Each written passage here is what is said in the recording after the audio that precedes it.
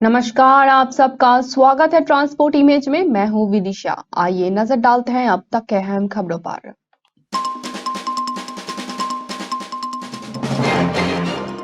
Honey trap में ऐसे फंसाती थी महिला, फिर शुरू होता था ब्लैकमेलिंग का खेल। दिल्ली पुलिस ने किया पर्दाफाश।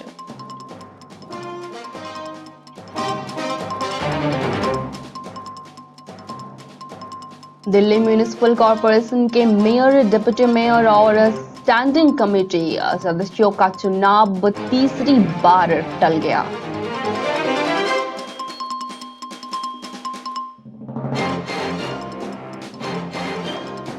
सरकारी गाड़ी छोड़ पिंक स्कूटी पर सवार हुई एडीएम रितु सुहास।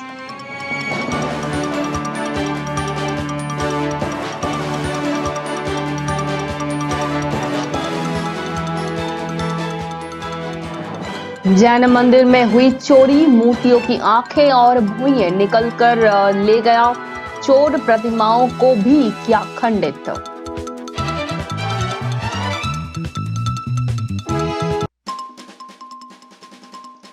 गजेंद्र शेखावत और अशोक गहलोत फिर आमने सामने। केंद्रीय मंत्री बोले, राजस्थान में अपराधियों की खुली छूट।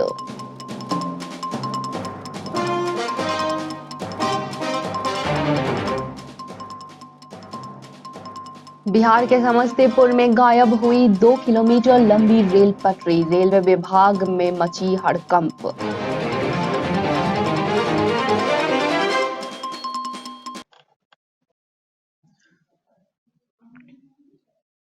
आइए जानते हैं खबरें विस्तार से। तुर्की और सीरिया में 7.8 तीव्रता के भीषण भूकंप के 2 झटकों से बड़ी तबाही आई है। तुर्की और सीरिया में भूकंप से सैकड़ों लोगों की मौत हो गई है और कई इमारतें ध्वस्त हो गई है। तुर्की में भूकंप से अब तक 300 तो सीरिया में 320 मौतों की पुष्टि हो पाई है। बड़े पैमाने पर बचाव एवं राहत कार्य चल रहा है। मौतों का आंकड़ा बढ़ने के अनुमान लगाए जा रहे हैं। सैकड़ों लोग घायल हुए हैं। दोनों देशों में ना जाने कितने ही इमारतें जमींदोज हो चुके हैं अभी तक, जिनके मलबे में लोग फंसे हुए हैं। इधर इटली में सुनामी का अलर्ट जारी हुआ है। भूकंप ने दक्षिण तुर्की के गाजियनटेप शहर को दहला दिया है। यूनाइटेड स्टेट जियोलॉजिकल सर्वे ने सोमवार को कहा कि दक्षिणी तुर्की में 7.8 तीव्रता का भूकंप आया है। यूएसजीएस के मुताबिक भूकंप जमीन से करीब 24.1 किलोमीटर की गहराई पर आया है। इसका केंद्र तुर्की के गाजियानटेप प्रांत के नूरदागी से 23 किलोमीटर पूर्व में स्थित है। यूएसजीएस ने कहा कि मध्य तुर्की में इस भूकंप के आने के बाद तगड़े झटके महसूस किए गए। पहले भूकंप के लगभग 11 मिनट बाद 9.9 किलोमीटर की गहराई में 6.7 तीव्रता का एक और भूकंप आने की खबर है।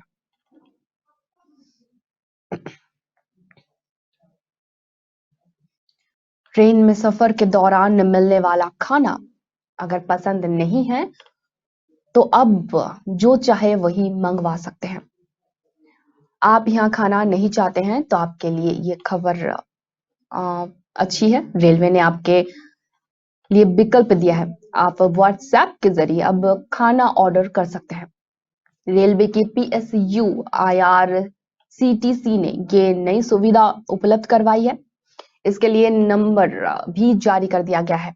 ट्रेनों में अभी तक ई कैटरिंग के जरिए ही खाना बुक किया जा सकता था। इसमें केवल बुक करने की सुविधा ही थी।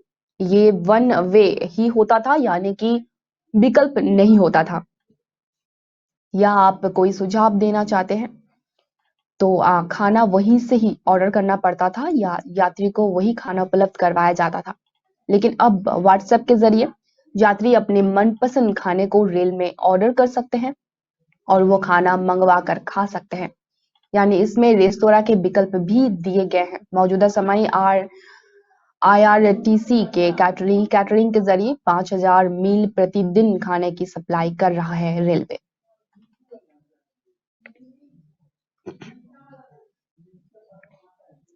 विश्व प्रसिद्ध मंदिरों के साथ हरिद्वार अपने पकवानों के लिए भी मशहूर है। वैसे तो हरिद्वार में कई ऐसे स्थान हैं जहां पर खाने पीने के सामान मिलते हैं, लेकिन हरिद्वार में कुछ ऐसी दुकानें हैं जहां पर लोगों की भीड़ ज्यादा होती है। हरिद्वार में गंगा स्नान करने और घूमने आने वाले श्रद्धालु हरिद्वार हर की पौड़ी पर बनी दुकान मोहन जी पूरी वाले के यहाँ स्वाद लेने जरूर आते हैं। कई लोग मोहन जी पूरी की दुकान पर पिछले कई सालों से आलू पूरी और मिठाइयों का स्वाद ले रहे हैं। हर की पौड़ी पर बने मोहन जी पूरी वाले की दुकान दूर दूर तक प्रसिद्ध है। हरिद्वार में रोजाना हजारों श्रद्धालु घूमने और गंगा में आस्था की डुबकी लगाने आते हैं। वहीं हरिद्वार आने वाले लोग मोहन जी पूरी वाले के यहाँ आलू पूरी और मिठाइयों का स्वाद जरूर लेते हैं। हरिद्वार हर की पौड़ी के बाहर निकलते ही मोहन जी पूरी वाले की दुकान है, जो पिछले लंबे समय से चलती आ रही है। दुकान पर विशेष रूप से आलू पूरी बनती है। बदलते समय के साथ दुकान पर मिठाइयां भी बननी शुरू हो गई हैं।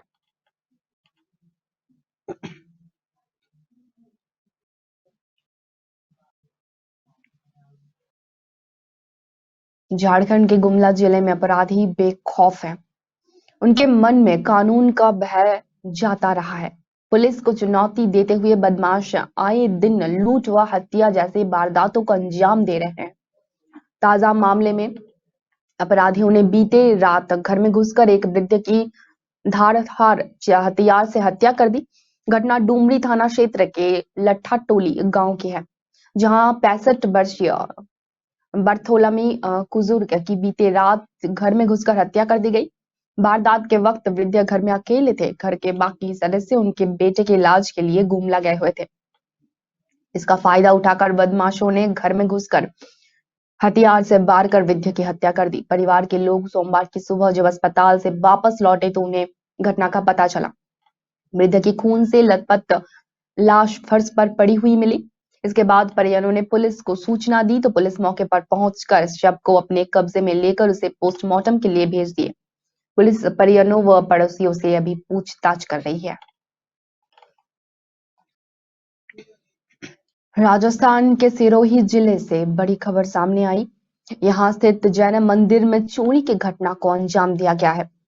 अराजक तत्वों का जब इतने से भी मन नहीं भरा तो उन्होंने मंदिर में स्थापित भगवान महावीर के प्रतिमा को खंडित कर दिया और आंखें एवं भौएं निकाल कर ले गए। घटना के बाद जैन समुदाय में भारी आक्रोश दिख रहा है। समुदाय के लोग आरोपियों की जल्द गिरफ्तारी के साथ ही तत्काल कार्यवाही की मांग कर रहे हैं। जैन समुदाय का कहना है कि यदि पुलिस समय रहते कार्यवाही नहीं करेगी तो वो देशव्यापी आंदोलन पर उतर आएंगे। जानकारी के अनुसार सिरोही में चोरों ने एक मूर्ति का हाथ तोड़ दिया। इसके साथ ही मूर्तियों की आंखें और भौएं भी निकाल कर ले गए। जैन समाज के लोगों ने थाने में केस दर्ज करवाया। आरोपी की जल्द गिरफ्तारी की मांग कर रहे हैं। जैन समुदाय के पदाधिकारियों का कहना है कि अहिंसा परमो धर्म का पाठ पढ़ने वालों के साथ इस तरह का बर्ताव किया गया है। मंदिर में मूर्ति तोड़कर जैन समुदाय की भावनाओं पर आघात पहुंचाया गया है। समय रहते पुलिस ने चोरों को नहीं पकड़ा तो देशव्यापी आंदोलन करने पे वो लोग उतर आएंगे।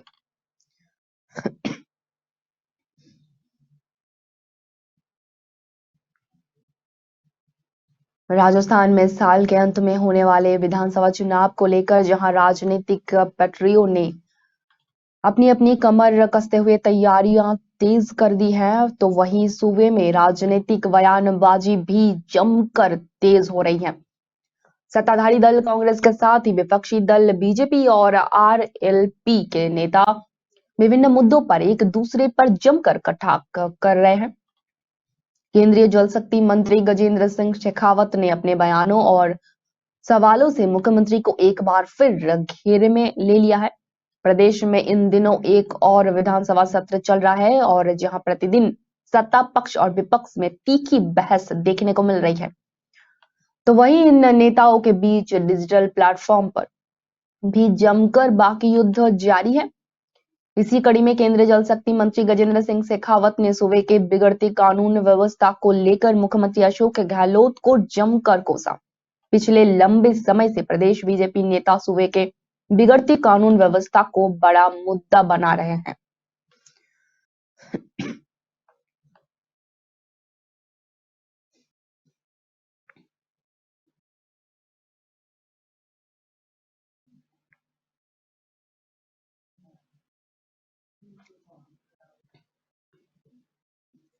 समस्तीपुर रेल मंडल में एक बड़ा स्क्रैप घोटाला सामने आया है, जहां रेल इंजन के बाद बिना टेंडर के ही 2 किलोमीटर की रेल पटरी बेच दिया गया है। हालांकि ये करोड़ों का स्क्रैप बताया गया है, जैसे बेच दिया गया है। इसे मामले में आरपीएफ के पुलिस पदाधिकारी के भीलीभगत से ही रेलवे का ये बड़ा घोटाला हुआ है, ऐसा ही कुछ जानकारी मिल रही है।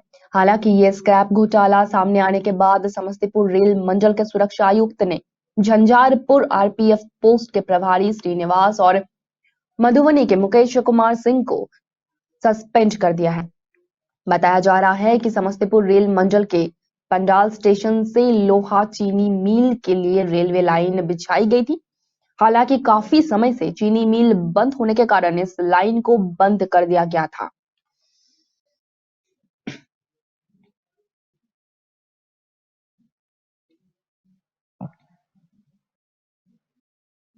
प्रदेश के कई जिलों में मौसम में भी परिवर्तन हुआ है।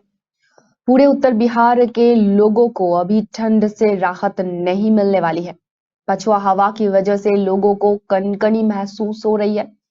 दिन में तेज धूप रहने की वजह से लोगों को राहत तो मिल रही है, लेकिन शाम को फिर से ठंडा बढ़ रहा है। मौसम विज्ञान विभाग के पूर्वानुमान के अनुसार सोमवार को 4 जिलों में कोल्ड डे की आशंकाएं थी। इन जिलों में पूर्वी चंपारण, पश्चिम चंपारण, गोपालगंज और सिवान जिला भी शामिल था। मौसम विभाग के अनुसार आने वाले समय में खराब होते मौसम का भी आसार बिहार, झारखंड और बंगाल तक देखने को मिल सकता है। राज्य में पटना समेत 16 जिलों में तापमान में गिरावट हो सकती है। बिहार में एक बार फिर से ठंड बढ़ सकती है। आने वाले 2 दिनों में कोहरे का भी पूर्वानुमान लगाया गया है। सारण, गोपालगंज, सीतामढ़ी, मधुबनी, सिंहपुर, समस्तीपुर, बेगूसराय और सीवान में तापमान में गिरावट दर्ज की जा सकती है। इन जिलों में कोहरे की भी संभावना जताई जा रही है।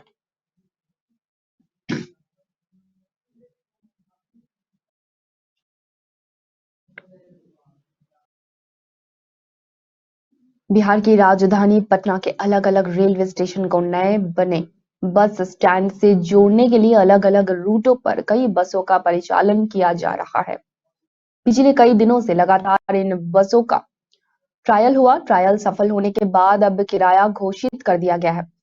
पाटलिपुत्र बस टर्मिनल से अब 25 रुपए में एयरपोर्ट और 37 रुपए में नगर बस से एम्स पहुंचा जा सकता है।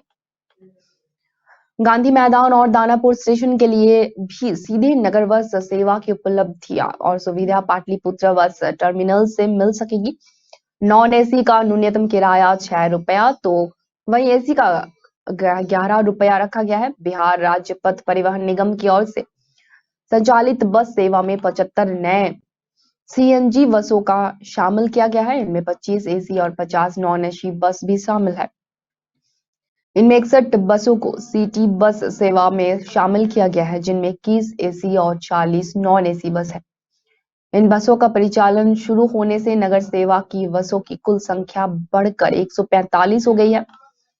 इनमें 120 सीएनजी और 25 इलेक्ट्रिक बसें भी शामिल हैं। 14 बसें लाग रूट में शामिल की गई है।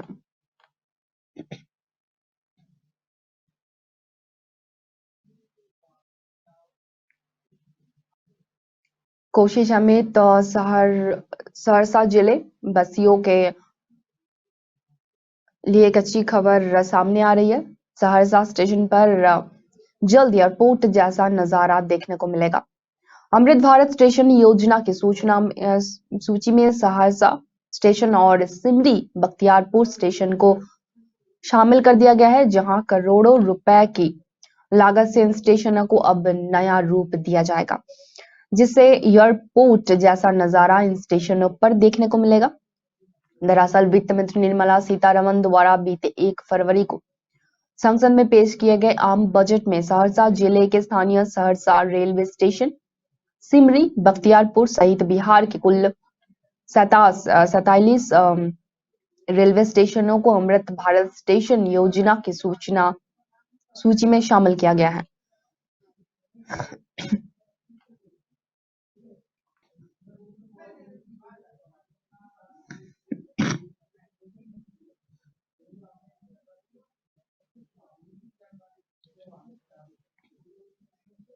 बजट से मिलने वाली धनराशि से मुरादाबाद बरेली स्टेशनों पर यात्री सुविधाओं के लिए काम किया जाएगा। ट्रेनों से उतरकर लोग बाजार से मिलने वाले दैनिक उपयोग की वस्तुएं स्टेशन से ही खरीद सकेंगे। इसके लिए जन सुविधा स्टोर बनाया जाएगा। वहां दवा के लिए जन औषधि केंद्र भी खुलेगा। सीनियर डीसीएम सुधीर सिंह ने बताया कि जल्द ही रेलवे स्टेशन पर जन सुविधा स्टोर बनाया जाएगा। दैनिक उपयोग की वस्तुओं से लेकर दवाइयों और भोजन की व्यवस्था मिलेगी। वहां मुरादाबाद स्टेशन पर फूड प्लाजा पहले से ही प्रस्तावित है। ये पार्सल हॉल की तरह बनाया जाएगा। मुरादाबाद रेलवे मंडल सिंगल व्यवस्था और को अत्याधुनिक बनाने के लिए 2,946 करोड़ रुपए खर्च किया जाएगा। इन रुपयों से गजरोला, मोजमपुर, नारायण सीतापुर, बालामुआ, उन्नीब, नाजिबाबाद, कोटद्वार रेलखंड में अंडरग्राउंड तार भी बिछाए जाएंगे। इसके अलावा 434 किलोमीटर रेल लाइन का नवीनीकरण होगा। इसमें बरेली चंदौसी, मुरादाबाद, शाहजहांपुर, रोजा, सीतापुर, लक्सर, देहरादून, संभल, राजा का सहसपुर भी शामिल है। हिमाचल प्रदेश में मौसम बदल रहा है। सुबह के शिमला शहर में हल्की बारिश हुई है, वहीं नारकंडा में हल्की बर्फ भी गिरी है। इसके अलावा मंडी के कुछ इलाकों में बारिश देखने को मिली है। इसके अलावा चंबा के भरमौर और मंडी के पंठो में भी बारिश हुई है। लाहौल के कोकसर और केलांग में हल्की बर्फबारी दर्ज की गई है। मौसम विभाग ने 6 फरवरी के लिए हिमाचल में बारिश और बर्फबारी का अनुमान जताया है। जानकारी के अनुसार भरमौर में जहां 12 mm पानी बरसा है, वहीं कुल्लू के बंजार में 3 mm, मंडी के पंडोह में 2 mm बारिश हुई है। इसके अलावा लाहौल के कोकसर में 3 सेंटीमीटर और कुकुमसेरू और कोलांग में 2 सेंटीमीटर बर्फ गिरी है। सबसे अहम बात यह है कि शिमला शहर और आसपास में इस सीजन में ना के बराबर बर्फबारी हुई है, केवल फाहें गिरी है। शिमला के कुफरी में भी ज्यादा बर्फ नहीं गिरी है इस बार। कुफरी में सैलानी हिमपात का मजा लेने आते हैं, लेकिन नारकंडा में हालांकि बर्फ गिरी है और सोमवार को भी यहाँ हल्का हिमपात हुआ। हिमाचल प्रदेश में नवंबर और दिसंबर महीना सूखा रहा था। जनवरी में भी कांगड़ा, ऊना, लाहौल स्पीति, चंबा और सिरमौर में ही सामान्य बारिश और बर्फबारी हुई थी।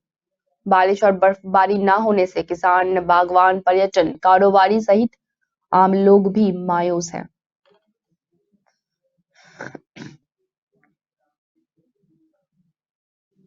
हिमाचल प्रदेश में सबसे बड़ा चिड़ियाघर बनाने की तैयारी शुरू हो चुकी है। कांगड़ा जिले के बनखंडी में ये जू बनने जा रहा है। इस पर 250 करोड़ रुपए की अनुमानित लागत आएगी। जू के लिए बनखंडी में भूमि चयन कर लिया गया है, जिसका क्षेत्रफल 190 हेक्टेयर है। बड़े जू के लिए 75 हेक्टेयर भूमि की जरूरत होती है। पीसीसीएफ वाइल्ड राजीव कुमार ने बताया कि अभी हिमाचल में स्मॉल और मिनी जू है। कुफरी का जू 16 हेक्टेयर भूमि में फैला हुआ है। प्रदेश के सबसे बड़े जू के लिए डीपीआर बनाने की कवायद शुरू हो गई है। इसके लिए आवेदन की मांग की गई है और 10 फरवरी को आवेदकों के साथ बैठक रखी गई है। इसके बाद डीपीआर बनाकर केंद्रीय जू प्राधिकरण को मंजूरी के लिए भेजी जाएगी। यदि सब कुछ ठीक रहा तो प्रदेश को जल्द ही सबसे बड़ा जू मिल जाएगा। इस जू के बनने से हिमाचल के पर्यटन क्षेत्र को भी बढ़ावा मिलने के साथ रोजगार के अवसर भी मिलेंगे। हिमाचल प्रदेश के शिमला के कुफरी में जू है। यहाँ पर काफी सैलानी आते हैं। कुफरी में तेंदुए, भालू, अन्य जानवर देखने के लिए आते हैं। इसके अलावा सिरमौर और रेणुका जू भी है। वहीं मंडी के रिवलसर, कांगड़ा में पलामपुर में भी एक चिड़ियाघर है। हालांकि इनमें जंगली जानवरों की संख्या कम है।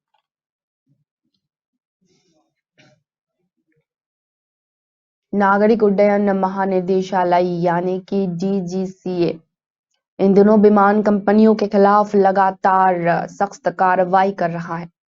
इसी कड़ी में डीजीसीए ने एयरलाइन कंपनी एयर विस्तारा पर 70 लाख रुपए का जुर्माना लगाया है।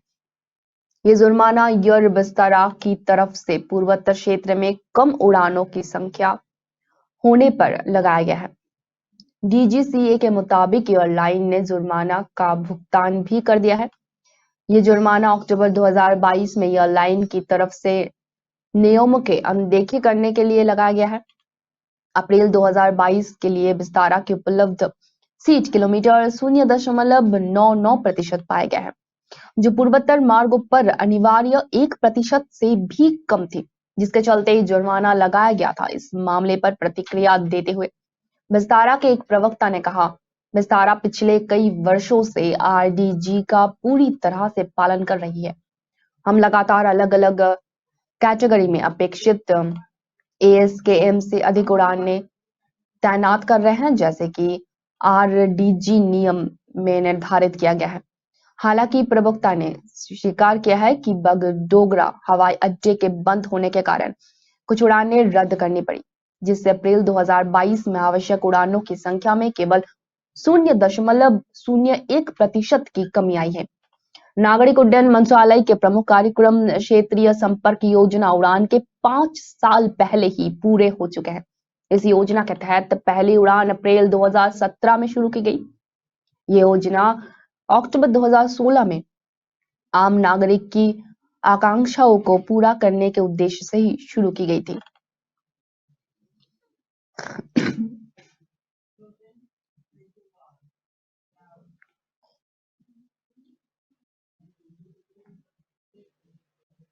अब तक इतना ही। धन्यवाद।